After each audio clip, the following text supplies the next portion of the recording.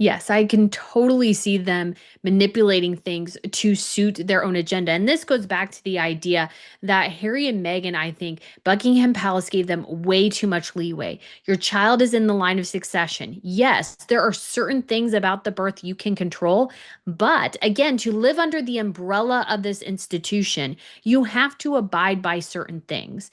And I think Buckingham Palace gave them way, way, way too much leeway here to the point where it made the palace itself look foolish. And this again, I think, re-emphasizes that the palace and the machinery of the monarchy needs to take Harry and Meghan more seriously and make sure that Harry and Meghan's antics don't impact the future of the crown. That's where things should go at this point. Because obviously the birth, I think, was a mess that could have been avoided if protocols were put in place and Harry and Meghan were reined in. Then things just got weirder. Brittany, they got weirder because everything around this announcement just went wrong. Like everything around this announcement went wrong to the point where apparently emails weren't being sent. I mean, it's 2019, right? But this was my question because I was really trying to trap them into their own lies sometimes to really ensure that they were going to blame an email failure when, you know what, you could just pick up the phone, couldn't you? But anyway, so this was my question. When an email failure meant the media could not be alerted at 1 p.m. that Meghan had gone into labour, even though she had actually given birth at that point, why not speak directly to news organisations on the phone? The answer from Buckingham Palace. As we advised, there were technical issues with the announcement. We have apologised to the media who were affected. When we realised the email had not been sent, we tried to contact as many people as quickly as possible. Brittany, very, very odd, isn't it? I'm sorry, you see where I'm going with this. I'm not trusting this. Oh, the emails broke. I think there was a cover-up going on, Brittany. I really do. I mean, it's just this level of chaos is just inexcusable for an organization like the monarchy. They hire people to manage these sorts of things. And yes, sometimes the monarchy, I would say, especially the Brits, I think are a little bit still behind the media curveball here. I think the Scandinavian royals, I think, have some of the best media games, and so does the Spanish. But I think this proves again that the Palace really had very limited control over Harry and Meghan. And I think they were scrambling too behind the scenes, which is absolutely not what should be happening.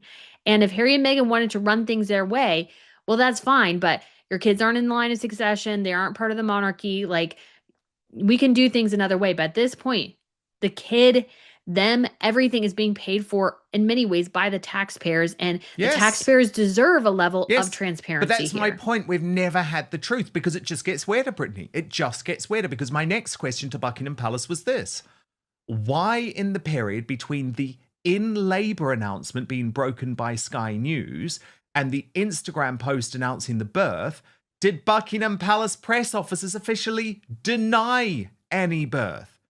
The answer from Buckingham Palace, we would only ever confirm the birth following an official announcement. Instagram was also not how the birth was announced. It was done via an official announcement. So, Brittany, in other words, yes, they did lie. They did lie. They told people this baby hadn't been born when the baby had apparently been born. You can see why people think this is just so strange. It is. And you have to as well think Meghan started this. Meghan and Harry are the ones responsible for the chaos surrounding their children. They really have nobody else to blame.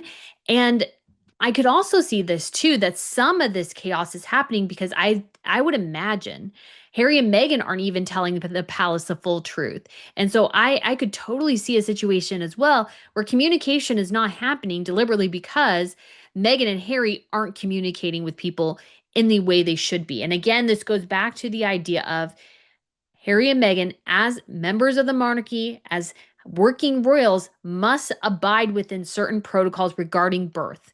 And that has to be followed. And yes, you will have your personal moments, but you are serving a broader institution. If you want to be a private citizen, you had your chance to do that months ago. But Meghan never cared again. She did not care about what the monarchy needed from her at all. And as a result, people think her kids are fake. They think they're AI. They think they're borrowed kids, like all these sorts of things because of Meghan and Harry. And for Harry, especially, who has dealt with rumors that he is James Hewitt's son and those sorts of things, to put that burden on his own children, I think is completely and utterly appalling. All right, let's get right into it. In recent weeks, the mainstream media's finally turned the spotlight back on the birth of Prince Archie, but not for the reasons you might think.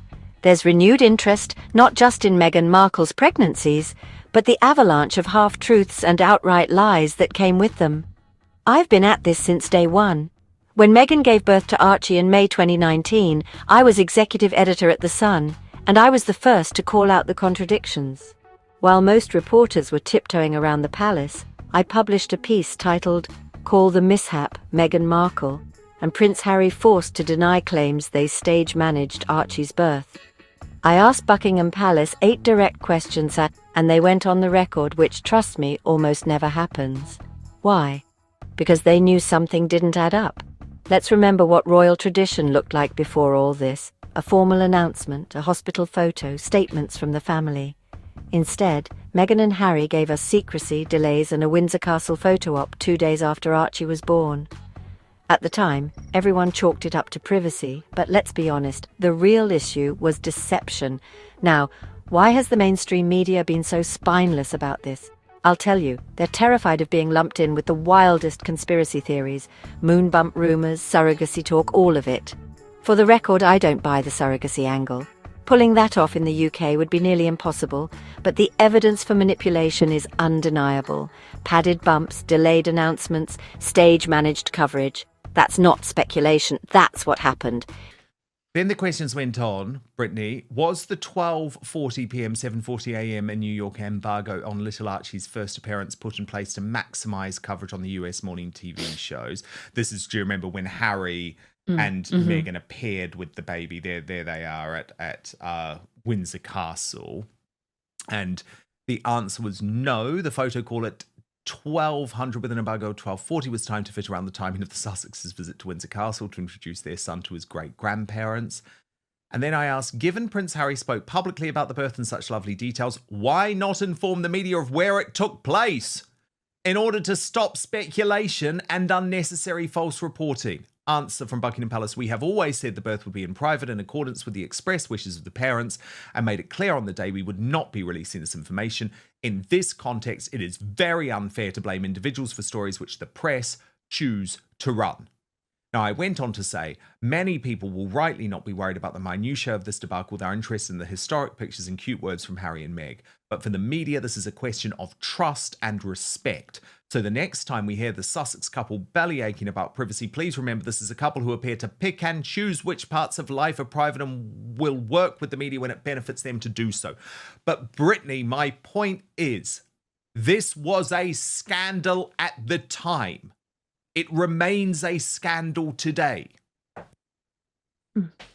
And it should. And what you see there too is that the palace is blaming the press for running stories they didn't like, or stories of chaos behind the scenes, which was what was actually happening. And again, this goes back to, I think, competing PR teams. You know, the Sussexes had theirs, the palace had theirs, Catherine and William had theirs, Charles has his, and they're all, I think, clashing over this. I think there's a massive disruption going on behind the scenes and a level of chaos that I think Meghan sort of loves to, I'm sure, rile people up and get people talking and all these sorts of things. And so you see this absolute disaster unfold, and you can't blame the press for running stories if you're not communicating effectively. This again goes back to PR Basics 101. If you're not communicating effectively, wouldn't you know it, the media runs with other things. So if you actually run a good PR team, you should not have these issues. I mean, the problem, of course, with Harry and Meghan is not PR really, it's themselves. And I think themselves were, or Harry and Meghan were dictating so much of this going on behind the scenes. And you just see an epic train wreck unfold. And again, all goes back to Harry and Meghan. They could have done it the simple way, but always they choose the hardest way to achieve things. And I don't think it ever actually results in good things for them. No, it doesn't, Brittany. It absolutely doesn't. And I will stress, it doesn't matter what you think about why there was a cover-up going on. Okay, it doesn't matter in this case about whether you think the birth was real, whether you think there was a surrogate, whether you think Meghan was wearing a moon bump. The fact is, Harry and Meghan lied. Buckingham Palace lied on their behalf. There was a complete cover-up over the birth of Prince Archie, and we have to keep looking into why. And the fact that I was asking those questions within the mainstream media back in 2019 proves that actually, if anyone was just interested in trying to find the truth, there is an opportunity to do that. Here are the facts. The palace announced Meghan was in labour hours after Archie had already arrived. They blamed technical email failures for not telling the press sooner. They flat out denied Archie had been born until they couldn't anymore. And they timed their public statements to line up with US breakfast TV. Those aren't accidents. They're calculated moves. Insiders later admitted that Harry and Meghan delivered Archie long before the palace even knew she was in labour. That forced the palace's hand, making them complicit in spinning a false timeline just to avoid embarrassment. In other words, the Sussexes lied to the crown, and the palace covered for them. The staged Windsor Castle photo op was the final insult. Tom Bower called it one of the greatest PR manipulations in modern royal history, and I agree. Every royal birth before this followed protocol, transparency, tradition, and public trust. By rewriting the rules and selling the public a fairy tale, Harry and Meghan chipped away at the monarchy's credibility. So, whether you buy into the wilder rumours or not, here's the fact. Meghan and Harry lied. Buckingham Palace lied for them. There was a cover-up over Archie's birth, and to this day, we don't know the real reason. That's why I keep pushing. Because if we don't call this out, their version becomes history. This wasn't just about a baby, it was about trust, tradition, and the line that got crossed.